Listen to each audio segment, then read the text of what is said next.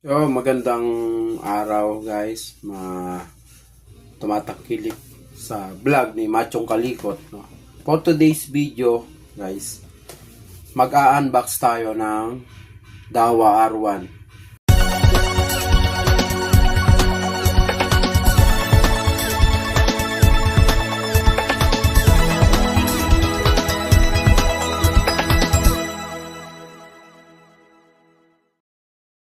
Ito yung dashcam ng motor, no, pang motor.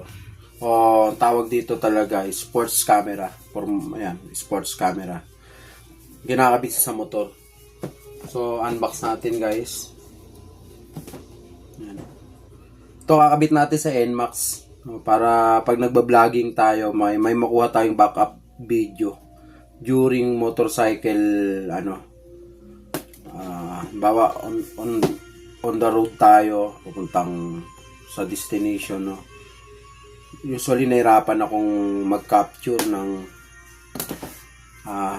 daanan, no. So, ito yung nakiset natin paraan. Kumuha tayo ng Dawa R1. Yan, sports camera. So, sa box niya, guys, ang makikita lang natin dito is limited lang, no. Yung talagang mahalaga lang, yun ay makikita natin. So, tulad nito, yung wide range niya up to 120, no, yung kuha niya. Tapos Wi-Fi ready. Ali yung capture niya mapupunta sa doon sa cellphone. Kasi may i-download tayong apps, no, ng Dawa. Tapos during na nagka-capture siya, so sa phone napupunta yung kuha niya, no, doon sa pinaka-backup phone. So kaya kailangan naka-connect sa Wi-Fi to. Tapos, up to 1080p. Yan yung kuha niya ng video. Tapos, photos in video. Yan. Yun lang naman. R1 sports camera. Tapos, dito sa likod, i-scan nyo to. Kung kayo ay iOS or Android, no. So, Android tayo. Ito yung, pag kinapture nyo to guys, in-scan nyo to, makukuha nyo yung apps na kailangan para dito. Pabuksan na natin guys. Yan. So ito. Yan.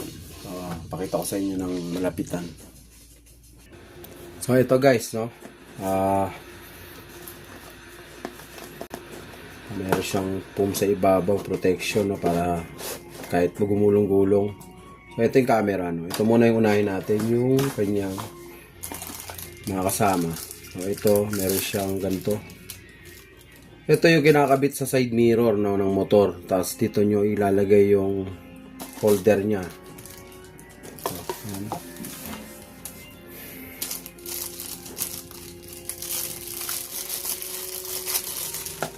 Ito yung clip ng camera. Ayan. Paano ba ito buksan? Ganun pala. Kakawit niya kasi gaganon.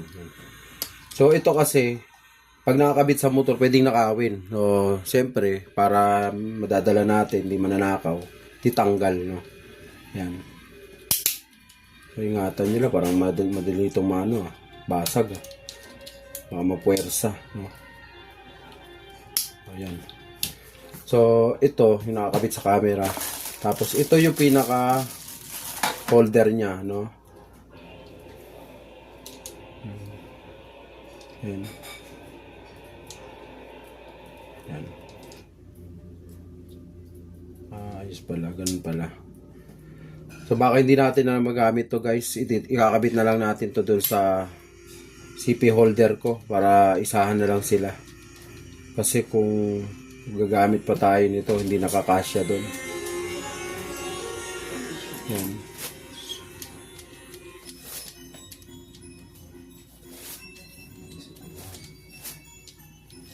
Tatanggalin nyo pala to, tapos yan. Pag naluwagan nyo na to, ikaklam nyo na to doon sa yan. Kiklip nyo ng ganun dito. Yan, ganun. Yan. Tapos ikakabit nyo to. Yan. Mamaya i-demo natin pag ikinabit na natin sa motor, no? For the meantime, yung mga kasama lang niya. Tapos, meron siyang to, Type C charger. Actually, meron na tayo nito sa motor. Backup na lang siguro to. So, di na natin gagamitin to. Backup na lang yan. Tapos, ito na yung pinaka-camera niya. Ayan.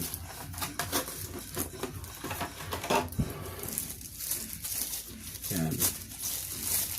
So, ito, para lang siyang flashlight, no? Yan yung pinaka-camera nyo. Para siyang flashlight. Tapos, ito yung bukasan niya pag magcha-charge. Yan. Kasi ano to guys waterproof.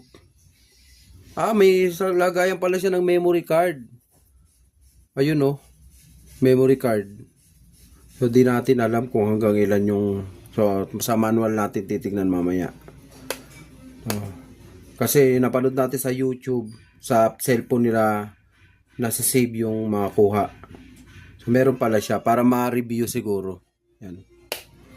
Yan. Tapos, ito yung power on. Ayun, may power na siya. No? Yan. Tatlo na yung pindutan nyo. Hindi natin makita kasi madilim. Yan. So, ito ang indicator siguro to. Ito siguro yung mic. Yan, yung mic niya. Kasi nasi-save niya yung pati boses. Yan. So, ito simple lang, no. Kakabit natin dito. Ganun. Yan. Ganun. Yan.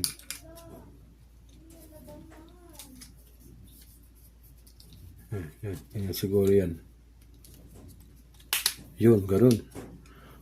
So, ito guys. Yan, o. Tapos, yan. Kung ano yung sukat ng gusto nyo. Yan.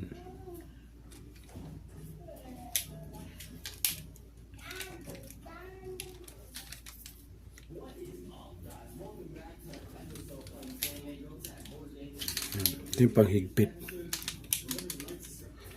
Tapos ito yung ilalagay sa sa motor, no, ito. So ngayon guys, na-unbox na natin. Subukan naman nating tignan kung paano yung pag-install niya. Yan. So naka-on na siya. Ay, dapat pala hindi naipit yung power niya. Yan, dapat nakaurong ganun. Namatay siya. Yun. So, dapat dito pala. Yan. So, yan. So, bukan nating... So, yun lang, no? Yun lang, guys. Sa second video, panoorin nyo na lang kung... Tingnan natin kung paano siya gamitin, no? So, abangan nyo na lang yung second video ko. Doon ko ipapakita yung paano yung installation niya at saka paano siya gamitin. Yan.